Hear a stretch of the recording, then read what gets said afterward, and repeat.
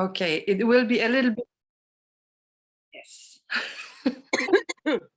So welcome. Thank you. Thank you for your time. Oh yeah.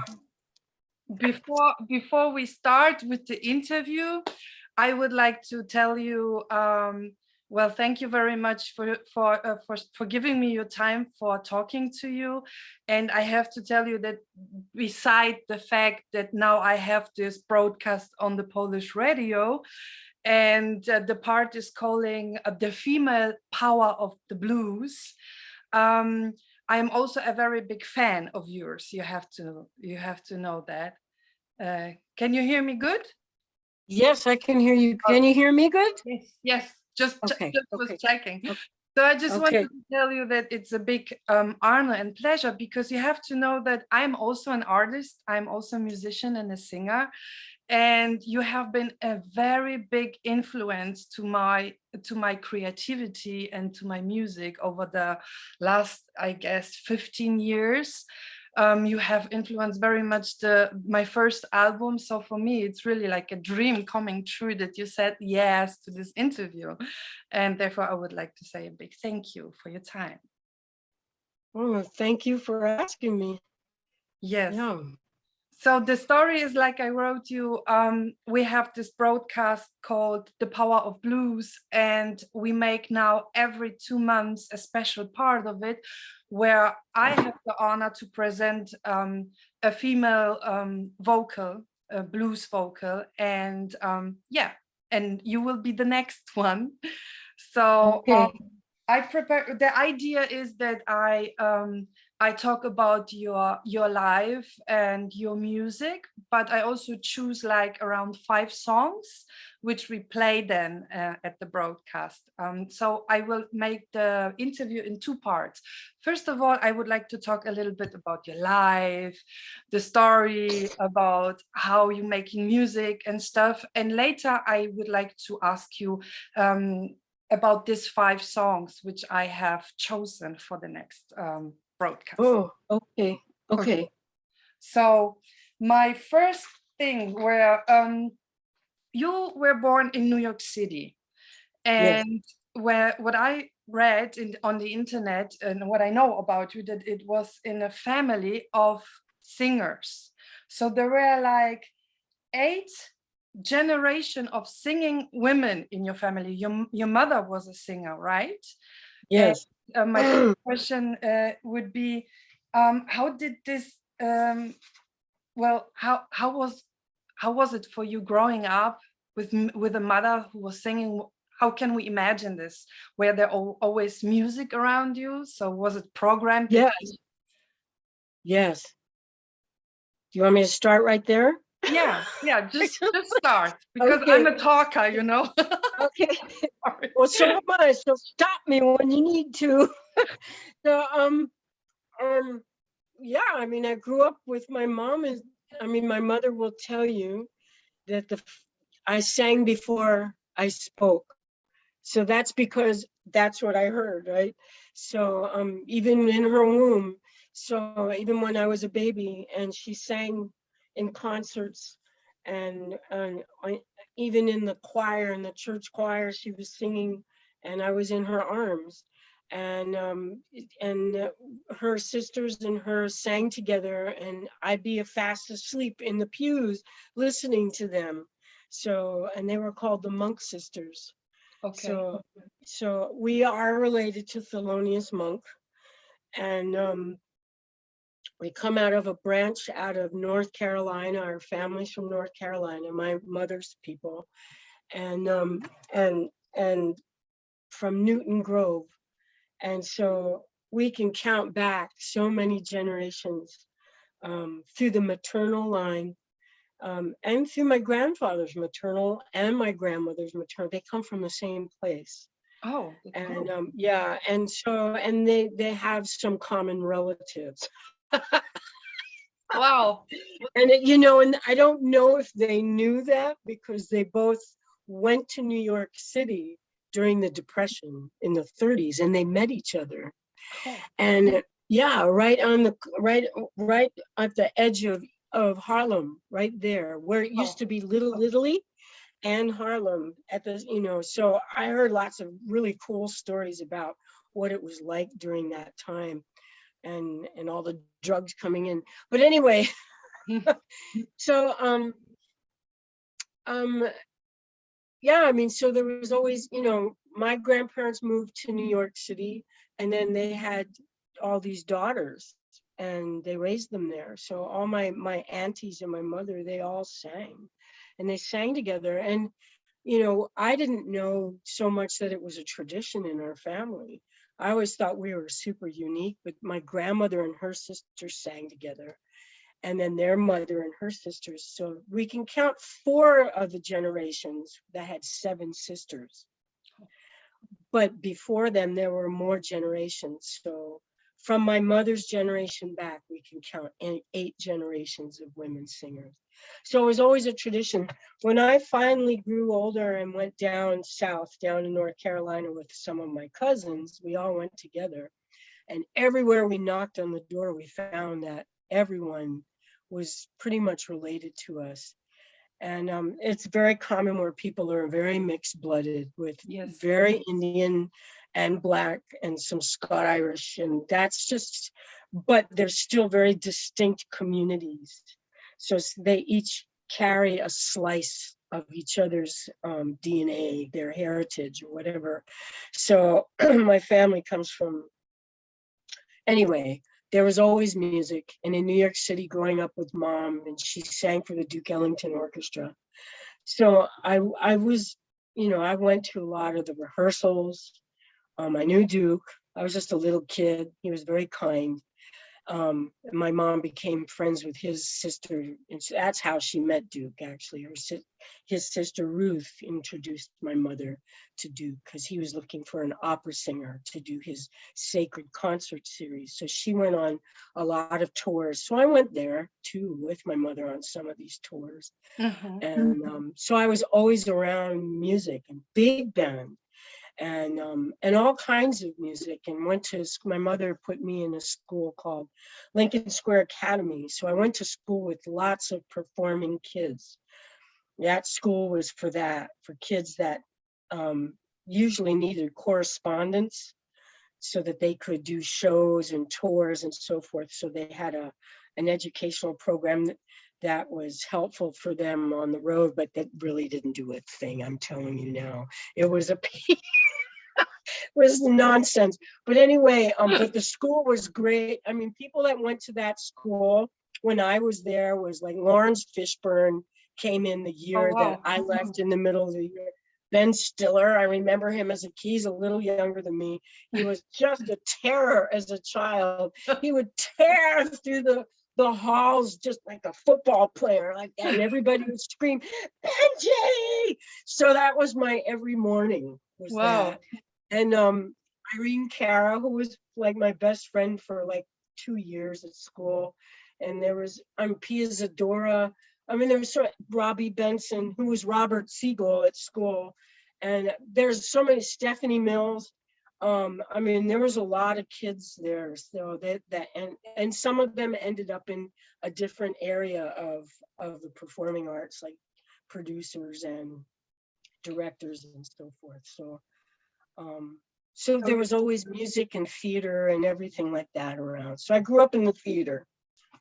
Wow. Was there any particular moment which you remember as a kid or as a young person where you said, this is what I want to do for the rest of my life, like singing, that you bring it on a professional level? Well, I mean, I was doing it on a professional level as a kid. And to be, so I did like lots of commercial jingles and Broadway shows and on truck and bus tours and stuff. And it got to the point where, when puberty came and I was very rebellious and very crazy. And I'm autistic. And so I'm a right brain type of, and so I'm very intense when it comes to jumping into a project or something. It's just like, it's all the whole thing and nothing else even exists. So, I see. So, so it was very, I really had a hard time in school. So when puberty came, I was just kind of, I wouldn't like to say lost, but I wasn't in the world that everyone else was in. I see. So I was in my own little, yeah, I was really like, woo! So I left home at 15. I left that school that I was in, and my mother put me in another school. I begged her to go to, it was a very academic school, and was a horrible thing for me. That was a big mistake, but she did it anyway. And I really couldn't excel at all in who I really was. So by the time I was 15, I just split from home. I split from school. I started waiting on tables, and I wasn't sure what I wanted to do. I just wanted to be free from the things that were confining me. And I also grew up with a stepfather who was just a monster. And yeah, so, and he was very abusive to me and to my mother, and I never saw it. I would just see my mother with bruises, but I never heard them fight or argue or nothing. It was like a hidden thing. And so, and he was sexually abusing me, and my mother never knew. So it was just it was, that was so long ago, but it does have an effect on the way your whole life is. Yes. So I guess I was just really wild. I waited on tables. I waited in Max's Kansas City. And there were a lot of bands there, and I thought, maybe I should do that. But there was a little piece of me that was always just a little bit of afraid to go all the way. And I could go all the way. I could go so far, but I never did it. And then I ended up doing jingles again, and background vocals, doing, like for the disco era came in, and I was doing backup vocals on these like records, and, and for all these different artists, and doing demos for all these different artists. So I ran into, like, I did demos for Anita Baker, and Shaka Khan even called me one night in the middle of the night, and she heard all my demo stuff from her brother, who I did some vocals for. And he says, I have to send this to my sister. She's just going to flip out. His name was Mark. So he sent them to her. And then one day I got this call from Shaka, and she goes, baby, you're purple. This is Shaka. And I just sat right up and turned my light on. I was just like, oh my God. So she wanted me to go on the road with her to sing backup with her. I know she's really a gracious person. Everyone says that. And but I couldn't. My mother had, my kids were too small. And so, but I did end up singing for the Duke Ellington Orchestra through his son, Mercer Ellington. And so then I opened up at the Duke Ellington School in Washington, D.C. And Lena Horne was in the front row. I read about it. Yes. Wow. Yeah, she shouted out, because my microphone wasn't working. So she shouted out on the stage. She said, go to the other mic, like that. I didn't know who it was. And someone after the show, I was so nervous. My eyelids were just going, I'm like, how old you were? How old was it? How old? My daughter was just like maybe a year, so I was about 23. Okay. And the other singer was, she wasn't nice to me. She was trying to be. I remember seeing her in the bathroom downstairs. I can't remember her name. She was beautiful. And she said, so what are you, like, just out of high school? I was like, uh-oh, And then I went upstairs, and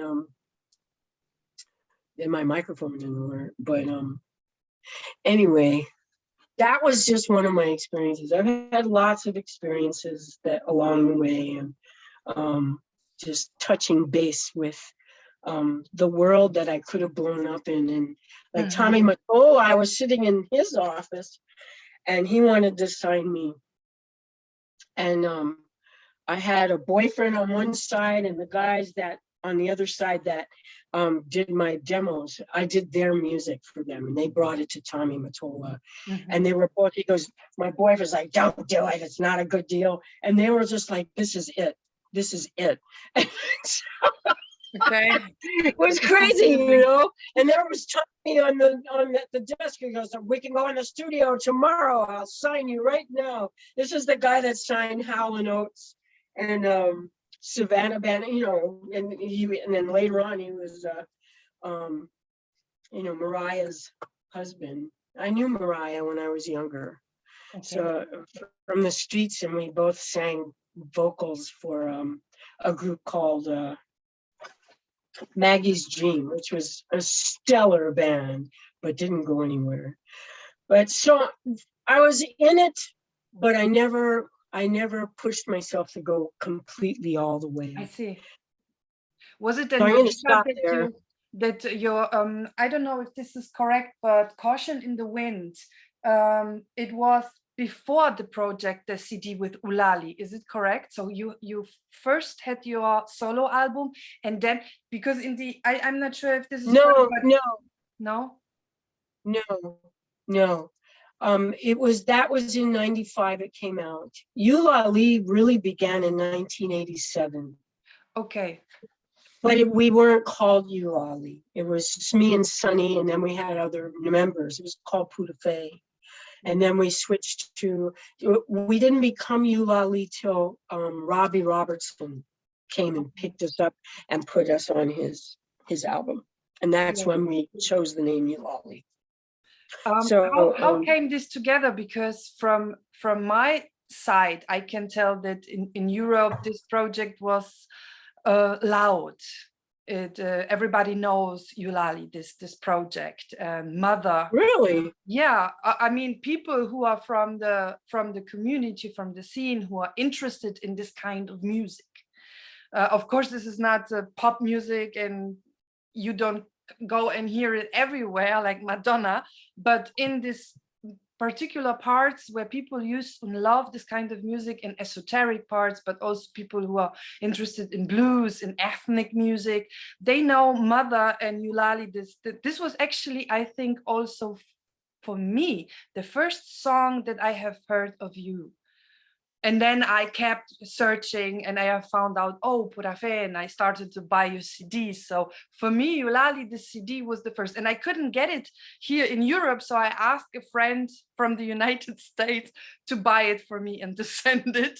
So I wanted to ask you about the project because there's your niece, is it correct? And your cousin, I'm not sure. But my cousin, Jennifer, and Sonny, who's my old friend. So that's Eulalie. Exactly. And then 15 years ago was like the last of our, 16 years ago now, the last. And then last summer in August, we came together. For the Idle No More, the original, right?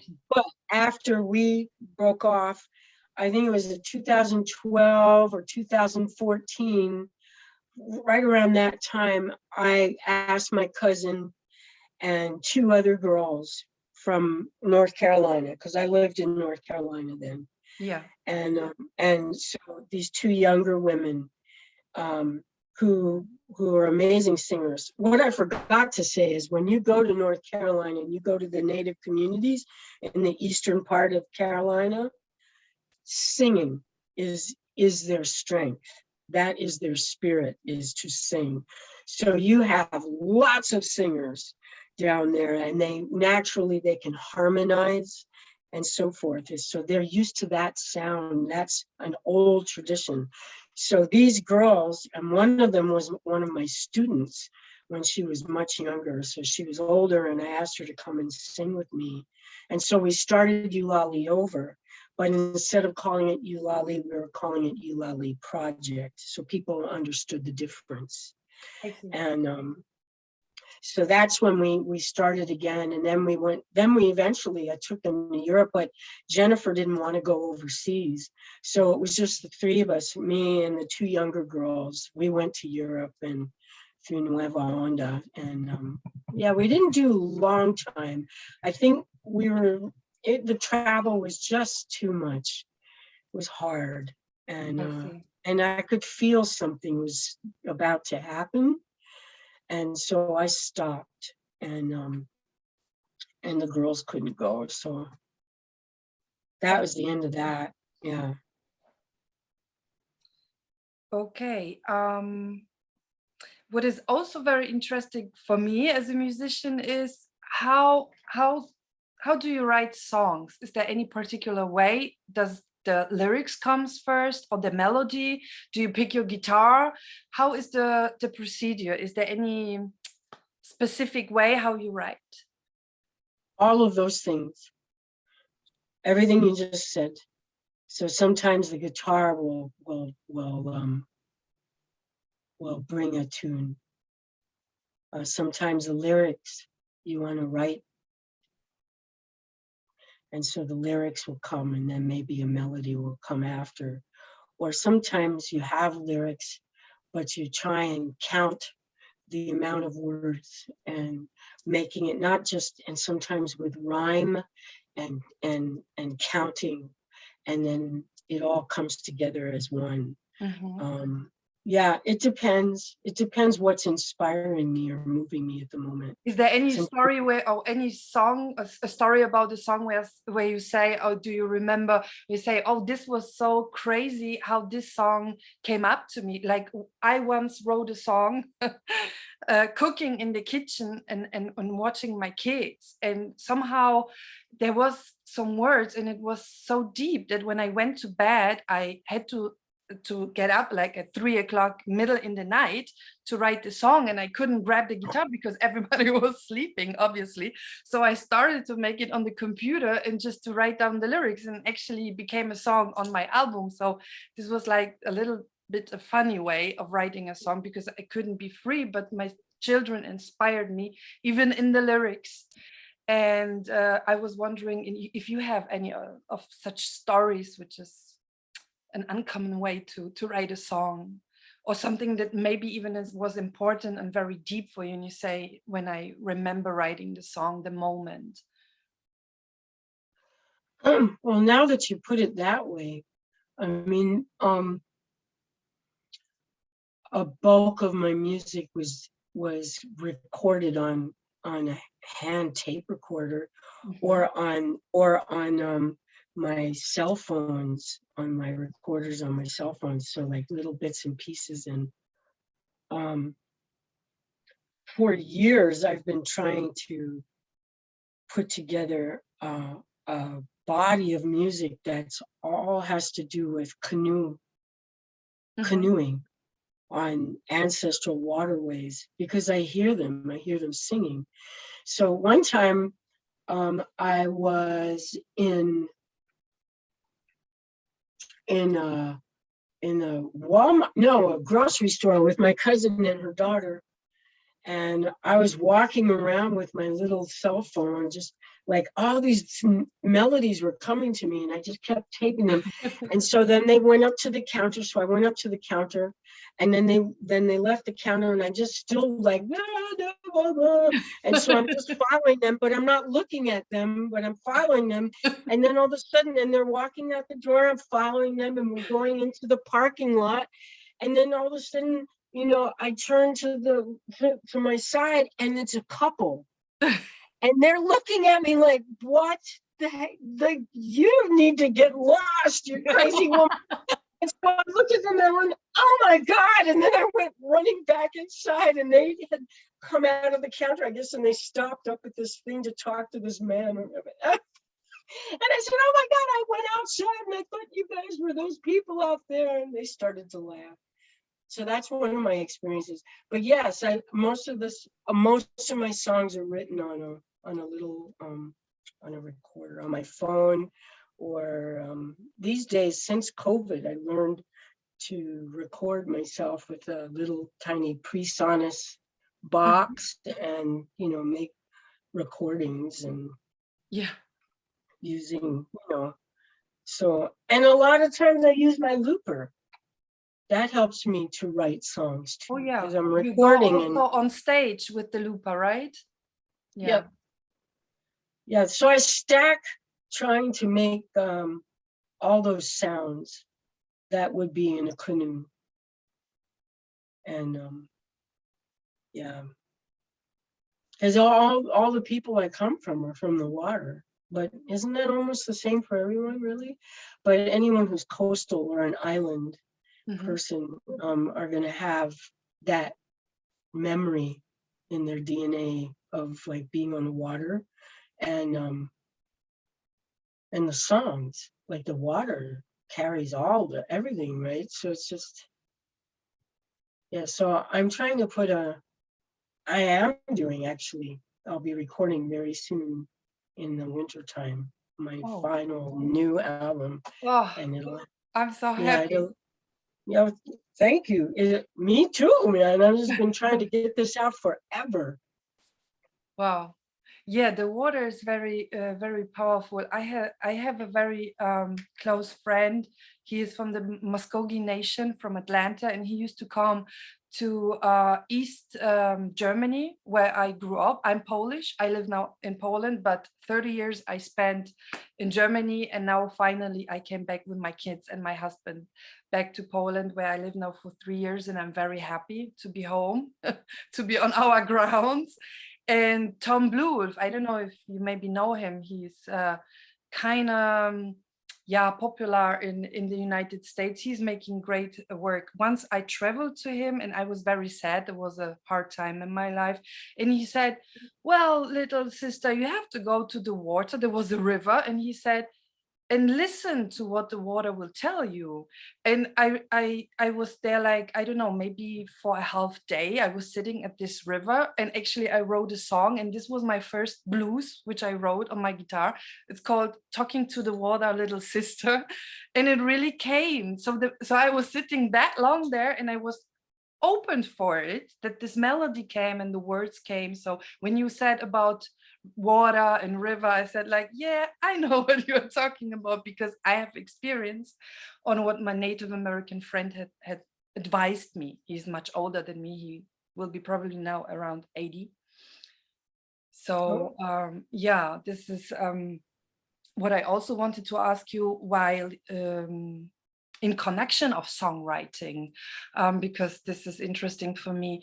Is there any spiritual connection which you have? Because I grew up, I was Catholic, but I stepped out of the church and I found my way in a more spiritual way, like in Vedic art, like yoga and Sufism. And I also like very much our Polish heritage, which is the Slavic culture. Before the Catholic missionaries came, we have a very rich pagan traditions. They destroyed almost everything, but now we have like an reawakening from the people when they go back. And even I remember my grandmother, all this knowledge that they have about herbs and stuff, it comes all from my ancestors. So I had this back to the roots, and I was interesting, what if you have this kind of source for yourself? What is it? Is it going into the nature? Is it praying? Because I imagine that an artist had to have this connection in some way. Yeah, I guess that's just a matter of being awake, right, to the source. So the source of all time, right? So that's what we're made of. I had without sounding crazy to people, I remember coming here. So I remember I have a family.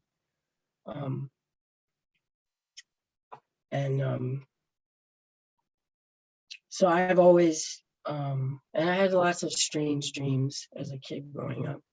So I've always been, I have no words to explain what I'm trying to tell you. Okay. I need to be simple. Just be simple, Pura. I've always been, as a little kid growing up, I always built altars Okay. That was something I really was into. I was always intrigued by it was almost like, you just know what you're doing. You're doing what what you are created like, right? So that's what we do. We keep creating what we are spinning in motion from the spinning of motion, right? From the beginning. And so that's what I was doing, I guess. And so I would build lots of altars, everything like that. And to me, it just meant like it's like you becoming a tree and branches that connect to everything. So I had that understanding. And then, of course, when I was 15, when I left my house and all that, and I ended up hanging out with a whole bunch of hippies that were Dominican and Puerto Rican and Cuban. And they were all like these brainiac genius, like studious. They were really smart, and they were totally into like trippy music and just eating peyote and dropping acid. Okay. And so this is what happened to me at 15. And Wow. so I went into this world with them, and we all lived in this abandoned building. Okay. And we had this, and we all worked in different places. And I was a waitress at Burger Barn at the time. And that was when I ate that, it was like, it was a whole nother connection. And it also connected me to just having a whole nother understanding and seeing everything is alive. Everything talks, everything communicates, everything is consciousness, all of that. And so I couldn't talk for 16 hours straight. And they were all trying to talk to me, and I couldn't talk. I couldn't say anything. And so finally, when I did start speaking, everything was so philosophical, and they busted out laughing.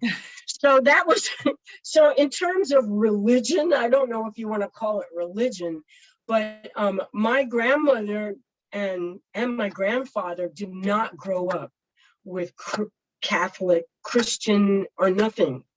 Okay, but when they moved to New York and my grandmother had her children, and because they were in Harlem and the craziness that was going on at that time, she was worried her kids were going to get pregnant.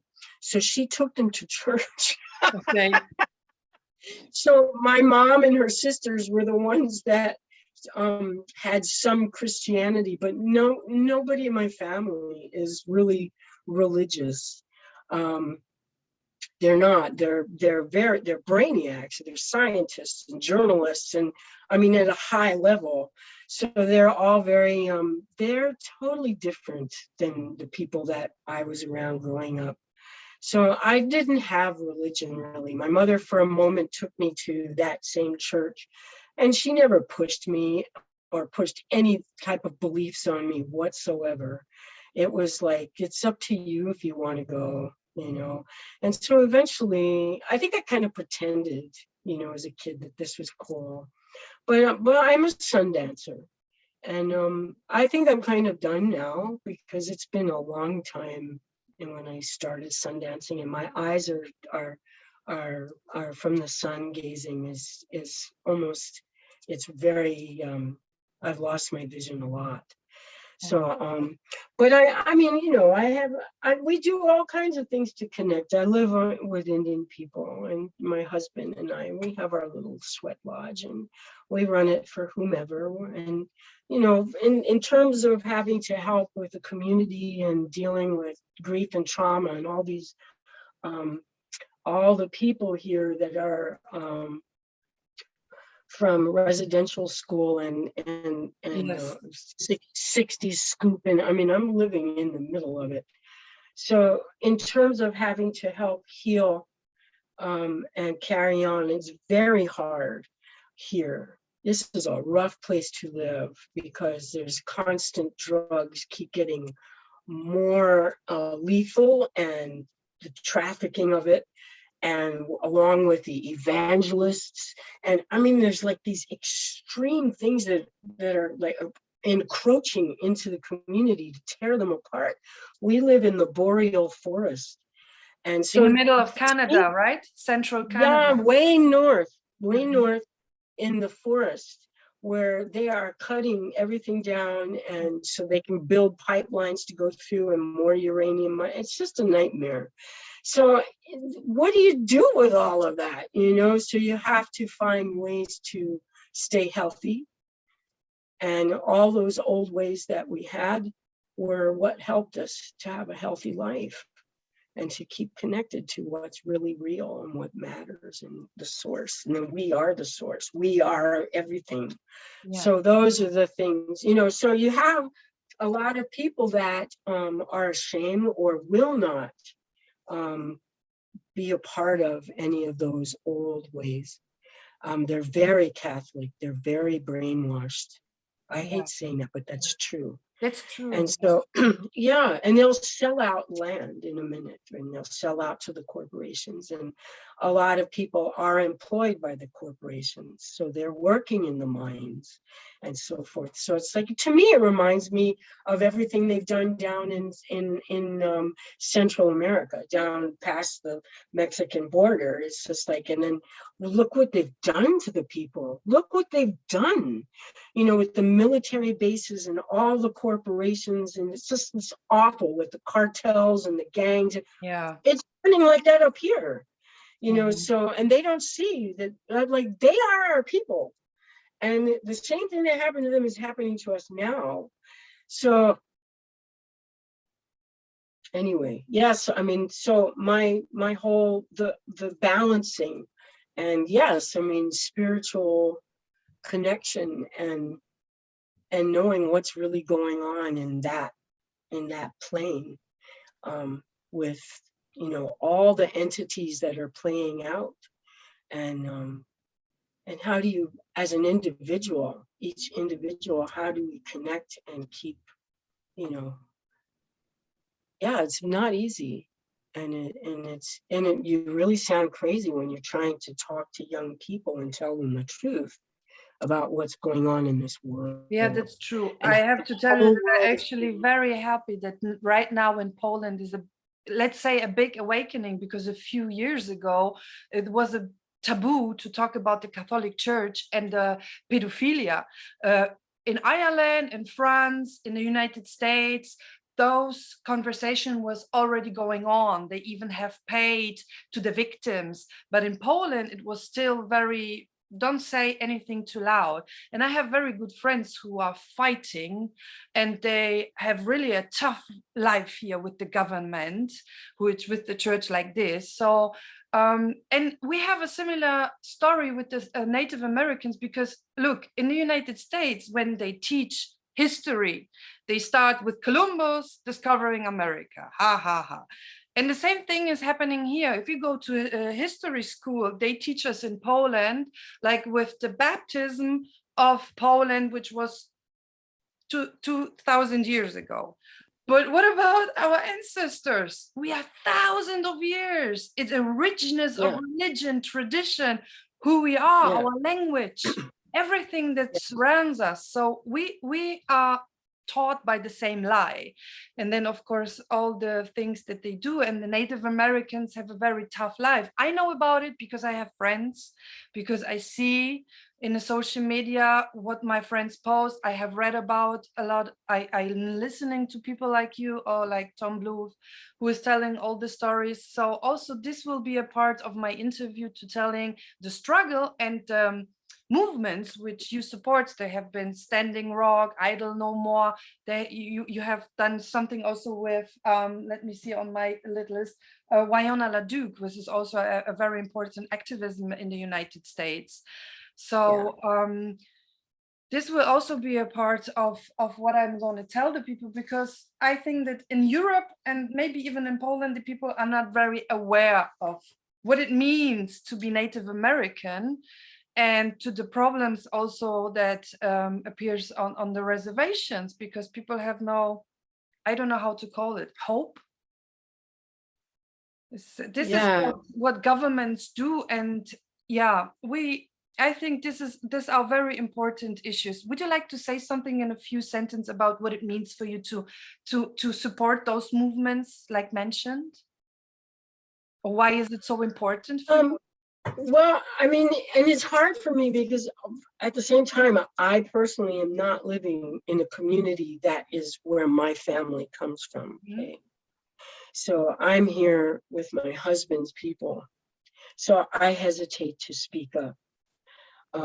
But I think what's important is there are these amazing people with great vision, and they, like Winona and like Christy Belcourt, and there's so many. There are a lot of them, and it's just you just do what you have to do, and make a haven, and that's like Winona's growing her stuff and working with lawyers and fighting against pipelines, and there's the tiny house warriors that are standing on their unceded lands. Yeah. And so it's like we have no choice but to fight by living the way we're supposed to live.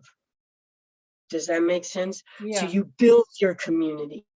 So get out of the reserve, go out on those lands and start building your communities, and start speaking your language, start growing your food, start hunting your, and keep and make those boundaries clear. So eventually, that's living on a front line at the same time, because you're having to fight all these corporations. To me, the most important thing that any of us can do is to go that route, if you can, if you're willing to do that. And at the same time, there's others that have to be vocal and stay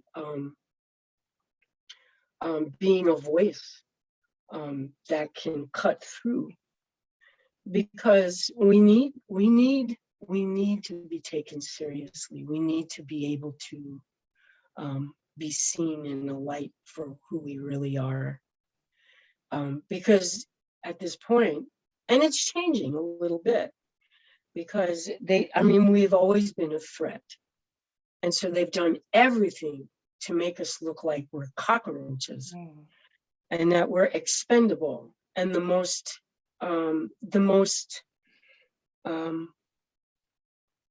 threatening of all is the Native woman.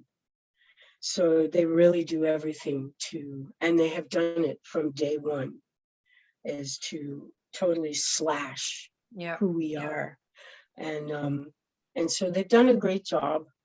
And but we're doing a better job. We're beginning to, it's very important to have people in our community that stand up and just start doing and being, and you have like Godzi Cook, and so many women now are midwives. And so that alone that's a huge power and a huge belonging and a huge part. We are the universe there. And so giving birth to, so it's just a really, they don't want this.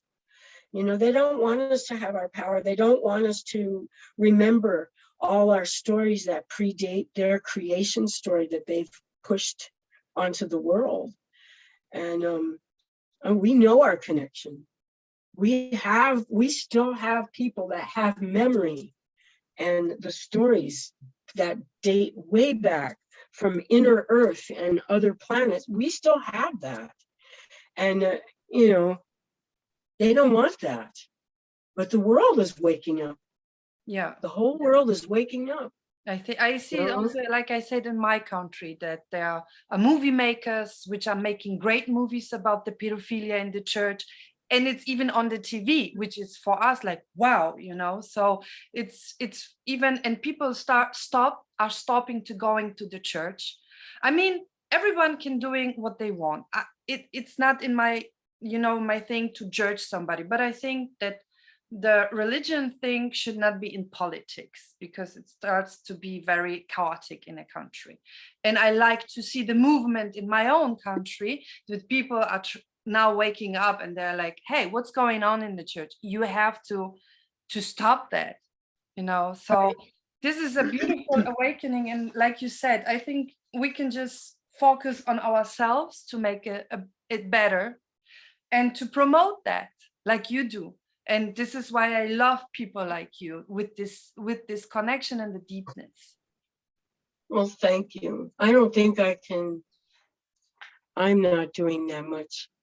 I mean, I ended up helping to raise my husband's grandnieces and grandchildren. Yeah. So if we didn't, the kids probably would have ended up in foster care. So a lot of kids are being taken away because the parents are dealing with what has happened to them, you know. So it just keeps going, you know, and it's really hard for them to heal. So yeah, I mean, they've done a good job of breaking the community. Well, I mean, the other best thing is when I said the people that have a voice to the outer world, it's like all the performers and the writers and the movies that are coming out, you know, and there's some major, which you see this movie, they're working on it now. I did do some vocal ambiance in it. It's called Bones of Crow. And it's a really hardcore, fantastic script, fantastic cinematography, fantastic actors and actresses. Everything about it, it's just amazing. It's called Bones of Crow, and it's about the residential school and the whole experience. And they've done it in such an amazing way. So it's a feature film movie, and they've also made it into a series that'll be. It will be tough to watch this, I think. Yeah, they did it in a way where you can digest it. Okay. I saw Into the West, and there was Into the West also the parts in this miniseries of this schools, and this was a very hard part for me to see, especially as a mother. I think that it's like, and there are so many Native American people who have parents still who were on the school, so it's a big tragic. But to coming to the last part of the interview, I would like to ask you just to say a few sentences about all of these 5 songs, which I will play. The first one will be Four Daughters. It's one of my favorites from the album Full Moon Rising. This song was constantly on my on my ears so many nights, like 10 years ago and still today. What can you tell me about this song? Well, there's so much stuff that got wiped out, right, down in our territory in North Carolina, and the different tribes. And so it happened when these young girls, there were Indian girls that were in a sorority, in college, and they said, you know, they didn't want to do all these different stupid initiations. They didn't like them. They thought they were ridiculous. So they said they decided they wanted to learn about the sweat lodge. And that's what they wanted to be. That was for them, that was what they wanted as an initiation. And they asked if I would do this. And I was like, no, that's a personal thing. And I can't, you know. And so they kept, then they had this elder call me, and she goes, Pura, if you don't do this for these girls, can you imagine who they're going to get? And I was just like, okay. Totally, she got me. So then I said, all right. So I started writing these songs that you would need to, and I didn't want to take songs from another tribe. So I made songs, and these girls, a lot of them were Pony, Okanichi, you know, Tutelo. And so, and so I went to someone who was a speaker. So we sat down together. Actually, it was over the phone. And I wrote him these words. I want words for this. I want words for that. So that's how that song originated. So it's a 4 direction song about the 4 daughters. And so, and in the song, it just talks about each direction or entity and energy and element and all that, and the seasons and so forth. So it's a four, and through the Tulo people, they called it the Four Daughters. Wow, it's a nice So story. there you go. The second one is Della Blackman. Well, that's my Della Black. Della was my grandma's auntie, her mother's sister. And so she was the oldest sister. And she had a different father. So their mother, all of them, their mother was Tuscarora, but their father was African. But the first one, I don't know what he was. He wasn't black. Could have been white, I think, or maybe mixed with, I don't know. Anyway, so she looked different than her sisters, okay? So she could pass for white enough to marry into a white community. I see. And so and you were better off if you did in those days. So she married a white man, or maybe, I don't know, but she lived on that side so she couldn't have any connection at all with her family. You know, she was told, you know. So the price was high for this. Yeah, that's right. So that was the story that was told in my family. We didn't grow up with these stories. We found these stories after we started going down to North Carolina, my cousins and I. Okay, so, and then we asked and some of them after my grandmother died, but her sisters were still living. And so we were asking her sisters, our great aunties, and they lived in New York. And so we asked them, and then we asked some of their cousins and so forth down south. And so they told us so many stories, but our great auntie Pauline told this story. And so we come from a family called the Blackwells or Blackman. They would change it back and forth. Many generations of the same last name. We don't know who the fathers are. We only know through the women, because that's the way traditionally we were a matriarchal people. So that line, the Blackwells, we say is a deer clan. We're from the Deer clan, and they kept that last name through all their children. So my grandmother and her sisters were the first ones to change their name to their fathers, but all the generations before that were all Blackwell, all of them. And and then before that, they didn't have European names at all. But we don't know what that is, but we know what clan it is. So they're all from that same family clan. And I think my grandfather is too. So that story is just about the surviving, and it's a common story. She was killed, she was cut up and put under a tree for everyone to see, and to see what would happen. You know, it was just, yeah, it's really deadly. It's very hard to believe too when you go down there, but you can feel the stuck energy down there. It's tragic. It's very heavy in some places, and it's so alive too. For me, it's almost like I was there at that time. In fact, when I went there, I met old people that we knew each other, but we didn't know how, but we knew each other. It was very eerie. And sometimes I could feel them before I even got there. Like when we were traveling there, all of a sudden I could feel this thing. And all of a sudden it was just like, wow, you know, and then all of a sudden you're in the room with them, and it's like the whole room is like, it's like filled with this spirit. And you know, and suddenly they lock eyes with you and they go, Like, what the hell? You know, and so it's just like, yeah, and you're just looking at each other. It's like, yeah, can you believe this? Is this You this know, but special connection sometimes, isn't it?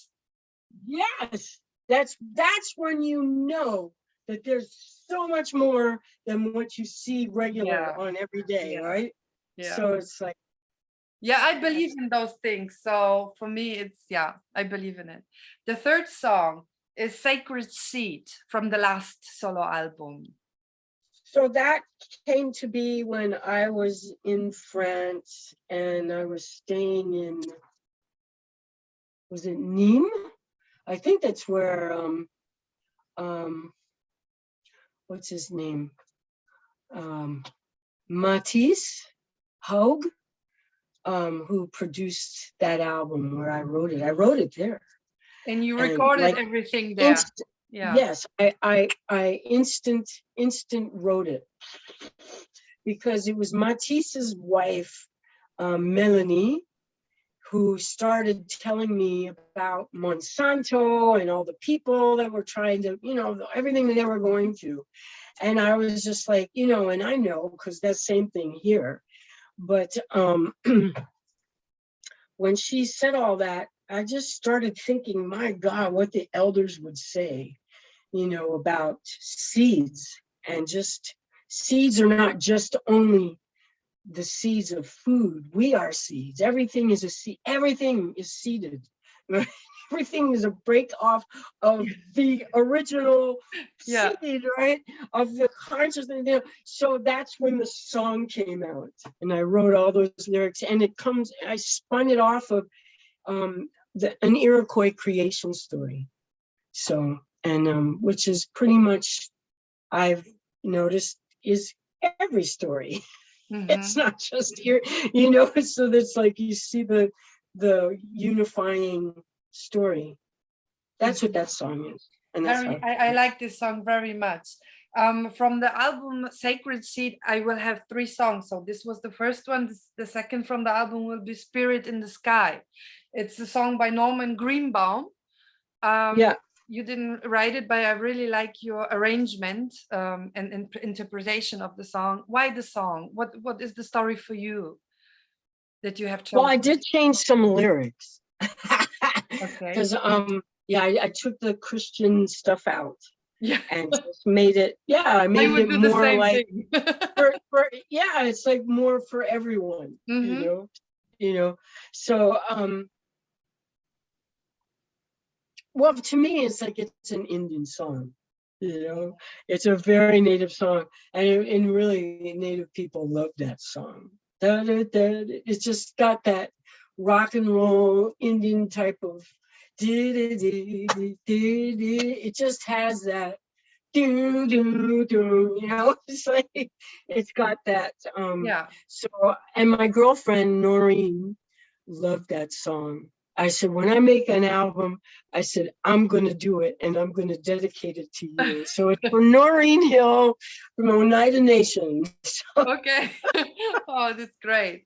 And the last song will be Idle No More from the version from the Sacred Seed album, which you wrote together with Carrie Morin, which is actually also a Facebook friend of mine. I, of course, don't know him in person, but he very friendly likes my posts since the last years. I don't know him, but he seems to be a very, very warm-hearted and kind man. And I really love this song. It was the Idle No More movement. Maybe you can say something, a few sentences about that for the Polish listeners. Sure. So it was one of my canoe songs, the melody, and called Gawinu. And then I can't even remember how it happened, but he had those lyrics. And so I took it. I don't know if I asked him or if he said, look, I've got these lyrics or whatever. He had those lyrics and I took them and I fit them. I tweaked it and changed a few things and just stuck it to the canoe song, and they fit like the glove. Yeah. So, and there was a third verse, but I just, sometimes things happen. So there's. Was it not also the reunion of Eulalie when you came up with Idle More? I don't. No, I mean the song came before.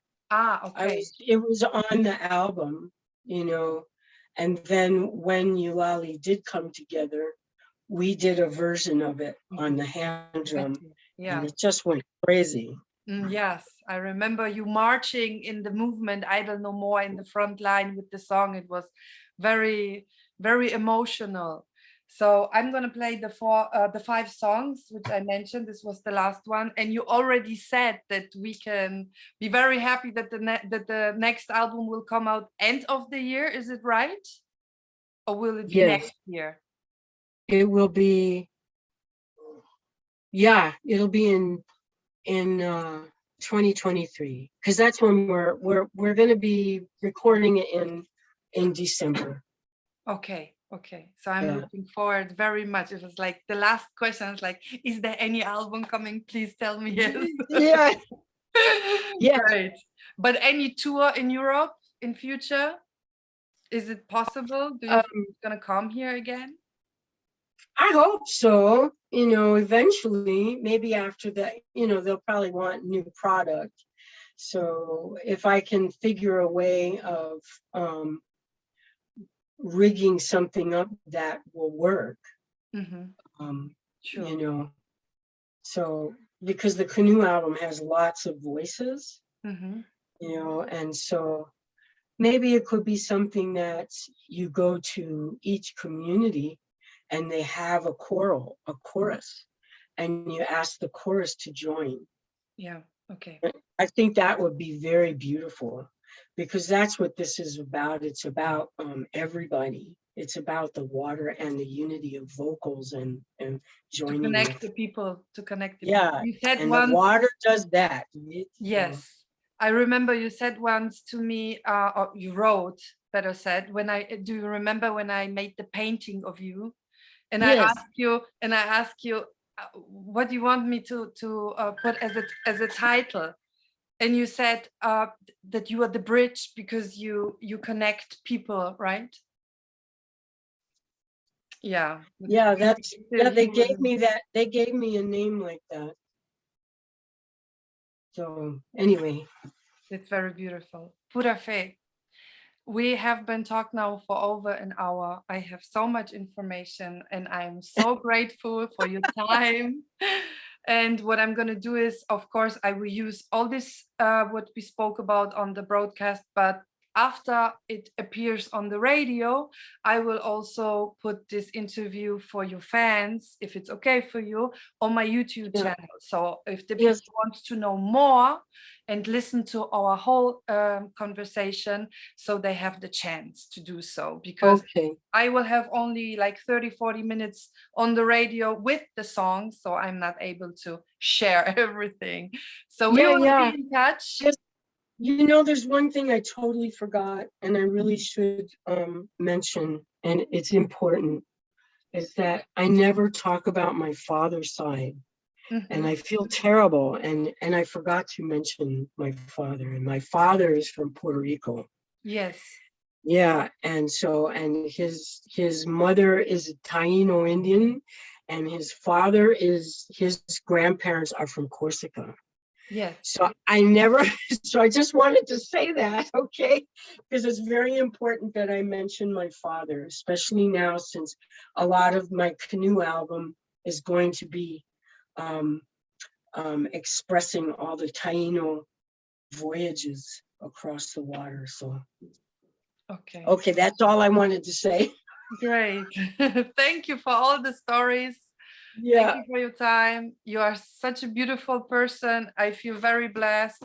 For it's evening here, so I will enjoy the rest of the evening. And yes, I'm looking forward for your album. Thank you so much for your time. Thank you very much. You take care, Maya. Bye. Bye.